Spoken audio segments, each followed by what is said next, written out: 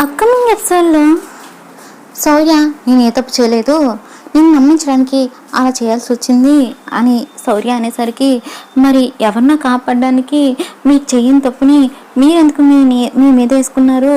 ఎవరో మంచి అనిపించుకోవడానికి మీరెందుకు చెడయ్యారు సార్? నిజం చెప్పండి, అసలు మీకేంటి అవసరం అని చెప్పి రామలక్ష్మి నిలదీసేసరికి, ఎందుకంటే వాడు నా తమ్ముడు కాబట్టి, నీకు వాడికి సంబంధం నిశ్చయమైంది కాబట్టి, నా గురించి వాడు తప్పుగా అనుకుంటున్నాడు కాబట్టి నేను అలా చేయాల్సి వచ్చింది.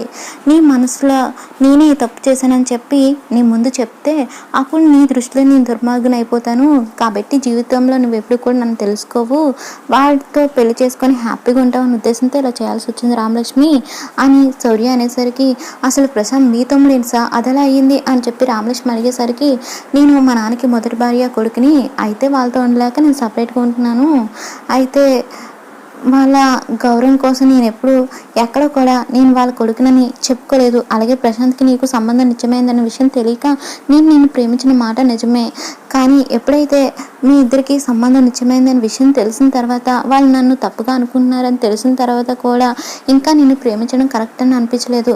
అలా అని నిన్ను ఎలానో వదిలేస్తే నువ్వు నన్ను మనసులో పెట్టుకొని నువ్వు జీవితంలో హ్యాపీగా ఉండలేవు కాబట్టి నేను నీ దృష్టిలో చెడ్డవాడిని అవ్వడానికి, నువ్వు నన్ను మర్చిపోయి ప్రశాంత్ని పెళ్లి చేసుకోవడానికి నాకు ఇంతకంత వేరే మార్గం కనిపించలేదు. అందుకనే నేను ఆ తప్పు చేశానని చెప్పి ఒప్పుకోవాల్సిన పరిస్థితి వచ్చింది అని చెప్పి రామలక్ష్మితో శౌర్య అనేసరికి, ఎవరో మీ కుటుంబం కోసం, మీ కుటుంబం సంతోషం కోసం నా మనసులోని ప్రేమని చంపాలని చూస్తారా సార్? ఇది మీకు న్యాయమా? అసలు నా కుటుంబం కోసం నేను మిమ్మల్ని వదులుకున్నా సరే నా మనసులోంచి మిమ్మల్ని ఎప్పుడు కూడా దూరం చేసుకోవాలనుకోలేదు కదా సార్, అలాంటిది నా మనసులోని ప్రేమని చంపేయాలని అనుకున్నారా?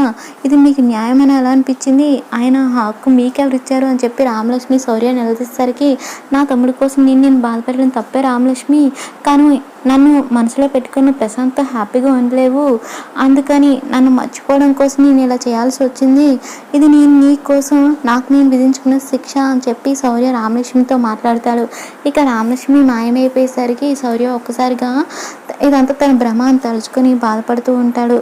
రామలక్ష్మి, నీ దృష్టిలో నేను దుర్మార్గునైనా, నువ్వు నన్ను మర్చిపోవాలనుకున్నా సరే నువ్వు నన్ను పదే పదే నిలదీస్తూ నా గుండె మీద కొడుతూ ఎందుకు ఇలా చేసావు అని చెప్పి నిలదీస్తున్నట్టుగా ఉంది రామలక్ష్మి, ఇది భరించలేకపోతున్నాను అని చెప్పి శౌర్య బాధపడుతూ ఉంటాడు. నెక్స్ట్ సీన్లో డాక్టర్స్ ఏమో ఆర్జేకి ట్రీట్మెంట్ చేస్తూ ఉంటే రఘురామ్ వాళ్ళ ఫ్యామిలీ అంతా కూడా ఆర్జేకి ఎలా ఉంది, బాగుంది కదా అని చెప్పి అడుగుతూ ఉంటే, ఇక ట్రీట్మెంట్కి ఆవిడ బాడీ ఏమీ స్పందించట్లేదు కాబట్టి మేము చేయగలదు ఏం లేదు, ఇక మీ కూతురు బ్రతకదని చెప్పి మీరు ఆశలు వదిలేసుకోండి అని చెప్పి డాక్టర్ అనేసరికి, లేదు డాక్టర్ అలా జరగడానికి వీల్లేదు, కావాలంటే పెద్ద హాస్పిటల్లో జాయిన్ చేయండి, ఎంత డబ్బులు అయినా సరే నేను ఇస్తాను, ఆర్జే బ్రతకాలని చెప్పి రఘురామ్ అంటూ ఉంటే, అటువంటి అవకాశం ఉంటే నేనే చెప్పేదాన్ని కదండి, కానీ అటువంటి అవకాశం లేదు కాబట్టి మీ బంధువులందరూ ఎవరైనా ఉంటే పిలుచుకోండి, చివరి చూపు చూస్తారని చెప్పి డాక్టర్ చెప్పి వెళ్ళిపోతుంది.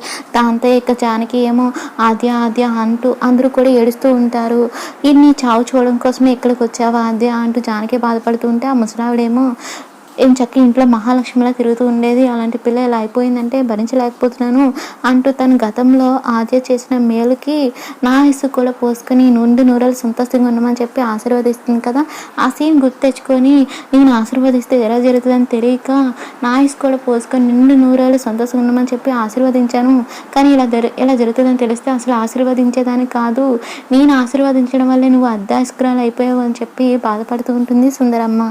ఇక వీళ్ళందరూ అలా బాధపడుతూ ఉంటారు. అప్పుడే చారు వాళ్ళ నాన్న తీసుకొని, చారు ఏమో డాక్టర్ గెటప్లో, కాంపౌండ్ గెటప్లో వాళ్ళ నాన్న వస్తారు. ఎదురు కూడా చాటుగా ఉండి రఘురామ్ వాళ్ళ ఫ్యామిలీని అబ్జర్వ్ చేస్తూ ఉంటే, డాక్టర్ ఏమో ఇక బంధువులందరినీ పిలుచుకోమన్నారు, చివరి చూపు చూసుకోమన్నారు, అంటే ఇక ఆద్య బ్రతకదనే కదా అర్థం, బంగారు ఇలాంటి పిల్ల ఇలా మధ్యలో చనిపోతుందంటే భరించలేకపోతుందని చెప్పి సుందరమ్మ బాధపడుతూ ఉంటుంది. ఇక ఈ మాటలు విన్న చారు, ఆద్యకి పైకి టికెట్ కన్ఫర్మ్ అన్నమాట, ఇక నాకు అడ్డు ఉండదు అని చెప్పి చారు వాళ్ళు హ్యాపీగా ఫీల్ అవుతూ ఉంటారు. ఇక శ్రీని ఏడుస్తూ ఉండడం చూసి, కట్టుకున్న భార్య నా కోసం ఏడవడం మనసి ఆద్య కోసం ఏడుస్తున్నాడు, చూడు ఎలా ఉన్నాడని చెప్పి చారు అంటుంది. ఇప్పుడు కిషోర్ గారిని ఇక్కడి నుంచి తీసుకుని వెళ్ళాలంటే వీళ్ళందరినీ దాటుకొని సీక్రెట్గా తీసుకుని వెళ్ళాలని చెప్పి చారు వాళ్ళు అనుకొని, ఇక ఆ గెటప్లో వాళ్ళిద్దరూ కూడా రఘురామ్ వాళ్ళ ఫ్యామిలీకి డౌట్ రాకుండా నెమ్మదిగా కిషోర్ ఉన్న రూమ్లోకి వెళ్ళి కిషోర్ని బెడ్పై ఎక్కించి దుప్పటితో కప్పేసి బయటకు తీసుకొని వచ్చేస్తూ ఉంటారు. ఇక అప్పుడే రఘురామ్ వాళ్ళకి కనిపించడంతో భయపడి ఆ పేషెంట్ అయిన కిషోర్ని అక్కడ వదిలేసి వెళ్ళిపోతారు. హాస్పిటల్‌లో ఉన్న కిషోర్‌ని అలా తీసుకొని వెళ్తూ ఉంటారు బెడ్‌పై. అప్పుడే రఘురామ్ వాళ్ళకి ఎదురుగా రావడంతో భయంతో చారు అండ్ వాళ్ళ నాన్న కిషోర్‌ని అక్కడే వదిలేసి వెళ్ళిపోతారు. దాంతో రఘురామ్ ఆ పేషెంట్ ఎవరా అని చెప్పి దగ్గరికెళ్ళి చూద్దాం అనుకుంటారు. నర్సు ఛార్జీలను వదిలేశారని చెప్పి అడిగేసరికి, ఈ పేషెంట్ ఆ రూమ్‌లో ఉండాలి సార్, ఎక్కడికి అలా వచ్చారో తెలియదని చెప్పి నర్స్ అనడంతో, కాస్త జాగ్రత్తగా చూసుకోండి. అవును, ఆ పేషెంట్ తాలూకు వాళ్ళు ఎవరు లేరా అని చెప్పి అడగడంతో, ఎవరు లేరు, ఆయన ఎవరో, అతనికి సంబంధించిన వాళ్ళు ఎవరో చెప్పే పరిస్థితులు లేడు, ఆయనకు సంబంధించిన వాళ్ళు ఎవరు కూడా హాస్పిటల్ లేరు అని చెప్పి నర్స్ అనడంతో, సరే జాగ్రత్తగా చూసుకోండి అని చెప్పి రఘురామ్ వెళ్ళిపోతాడు. ఆ తర్వాత చారు వాళ్ళు అక్కడికి రావడంతో నర్స్ అనుమానంగా, మీరెవరు అని చెప్పి అడుగుతుంటే, ఏ కనిపించట్లేదు డాక్టర్ని అని చెప్పి చారు అంటుంది. మిమ్మల్ని నేను ఎప్పుడు ఈ హాస్పిటల్‌లో చూడలేదు అని చెప్పి నర్స్ అనడంతో, నేను కొత్తగా వచ్చిన రమ్య డాక్టర్ని అని చెప్పి అనడంతో, అవునా మేడం, సారీ మీరే నా డాక్టర్ అని చెప్పి నర్స్ అనడంతో, ఇక సరే అని చెప్పి ఆ పేషెంట్ని తీసుకొని చారు అండ్ వాళ్ళ నాన్న సేఫ్గా అక్కడి నుంచి తీసుకొని బయటకు వెళ్ళి అంబులెన్స్లో ఎక్కించబోదాం అనుకుంటారు. సరిగ్గా అప్పుడే సుందరమ్మ అక్కడికి రావడం, దేవుడి దగ్గరికి రావడం చూసి భయపడి అక్కడి నుంచి వాళ్ళిద్దరూ కిషోర్ని వదిలేసి వెళ్ళిపోతారు. ఆ తర్వాత సుందరమ్మ ఆ దేవుణ్ణి కోరుకుంటుంటుంది, దేవుడా, ఏ రోజు కూడా నా గురించి నేను ఏం కోరుకోలేదు, నా బిడ్డ నిన్ను అడగాల్సిన పరిస్థితి కూడా ఎప్పుడూ ఇవ్వలేదు, కానీ బంగారం లాంటి పిల్ల ఈరోజు చావు బతుకులో ఉంది, దయచేసి నా ఆయుష్ కూడా పోసుకొని ఆమెని బ్రతికించు అని చెప్పి ఆ దేవుని కోరుకుంటుంది.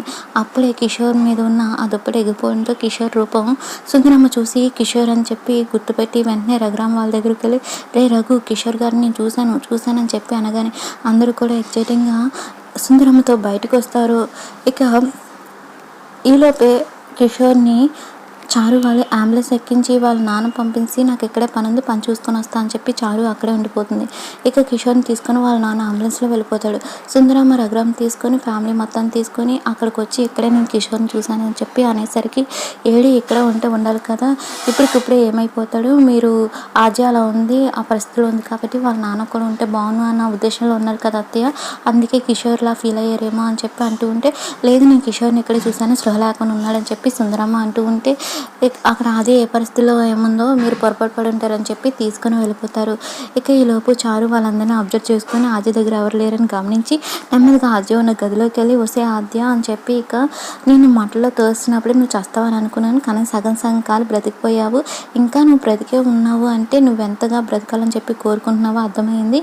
ఈరోజు నేను చంపడానికి వచ్చానని చెప్పి గతంలో శ్రీను ఏమో ఆది నాకు పరాయిది ఎలా అవుతుంది, మీరు దొంగచాటుగా అంటబెట్టినా ఈ చారు నాకు పరాయిది అవుతుంది, ఆద్య నా ప్రాణం అని చెప్పి శ్రీను అన్న మాటలు గుర్తు తెచ్చుకొని ఇక ఆద్య మీద కోపంతో ఆద్యని చంపడానికి బ్రీతింగ్ అందుకున్న ఆక్సిజన్ సప్లైని కట్ చేస్తుంది చారు.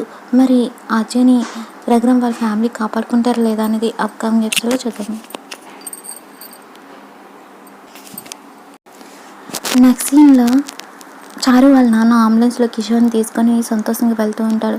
అప్పుడే గౌరీ ఏమో వాళ్ళ నాన్నకు ఫోన్ చేసి, ఏమండి కిషోర్ని తీసుకొని వచ్చారని చెప్పి అడుగుతుంటే, ఆ అంబులెన్స్లో ఉన్నాము, ఎన్నో కష్టాలు పడి సేఫ్గా మేము తీసుకొని వచ్చేసామని చెప్పి అంటూ ఉంటే, ఇక నుంచి అయినా సరే ఆ కిషోర్ ఎవరికంట పడకుండా జాగ్రత్తగా పెట్టండి అని చెప్పి గౌరీ అంటూ ఉంటే, అందుకే ఇతన్ని రాజమండ్రి షిఫ్ట్ చేస్తున్నాము, అక్కడైతే ఎవరికి డౌట్ రాదు కదా అని చెప్పి అంటూ ఉంటే, అమ్మాయి మొత్తానికి సేఫ్గా ఆ కిషోర్ని అయితే తీసుకొని వస్తారు కదా, చారుకి ఒకసారి ఇవ్వండి, ఫోన్ మాట్లాడతా అని చెప్పి గౌరీ అన్నంతో, చారు నా దగ్గర లేదు, అక్కడ ఏదో పని ఉందని చెప్పి వెళ్ళిపోయింది అని అనేసరికి, అవునా, అసలు ఇప్పటి వరకు కిషోర్ని తీసుకురాని ఎవరైనా చూస్తే ఏంటా మీ పరిస్థితి అని చెప్పి తెగ టెన్షన్ పడ్డాను, ఆయన చారుకి అక్కడేం పని ఉందండి అని చెప్పి గౌరీ అడిగేసరికి, నాకు కూడా తెలియదండి, అక్కడ ఏదో పని ఉంది, పని ముగించుకుని నాకు వస్తానని చెప్పి నన్ను పంపించి తను వెళ్ళిపోయిందని చెప్పి అంటాడు. మరి చారు ఆద్యని చంపేస్తుందా, ఆద్య చచ్చిపోతుందా అన్నది అప్కమింగ్ ఎపిసోడ్లో చూద్దాం.